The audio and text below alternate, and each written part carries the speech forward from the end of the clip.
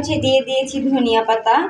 ধনিয়া পাতাটা দিলে একটু স্মেলটা অনেক সুন্দর আসে, তার জন্য হচ্ছে ধনিয়া পাতাটা অ্যাড করেছি। দেখছো গাইস, একদম ইয়ামি হয়েছে আর একদম রসা রসা, দেখেই তো কতটা লোভনীয় লাগছে।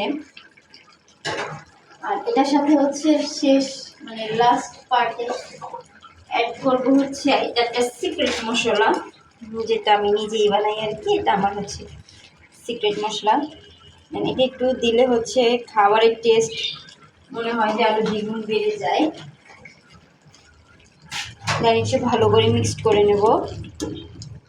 দেখো রান্না করেন তো প্রপারলি হয়ে গেছে, যে বাকি আছে বা একটু লেট হবে এরকম কিছু না, একদম একটু রসা রসাই রাখছি। যেহেতু বরবটি দিছি, মানে সিমের বীজের মটরশুঁটি দিছি, দেন একটু রসা রসা রাখবো। এটা হচ্ছে এখন দেখা যাচ্ছে যে একটু ঝোল বেশি আছে, তবে হচ্ছে এটা যখন একটু ঠান্ডা হয়ে যাবে তখন হচ্ছে ঝোলটা হচ্ছে শুকিয়ে আসবে। চাইলে হচ্ছে আর একটু শুকানো যায়, তবে আমি একটু শুকাবো না, আমি একটু ঝোল ঝোলই রাখবো, জাস্ট এতটুকুই। দেন হচ্ছে আমার তরকারি একদম প্রপারলি কমপ্লিট।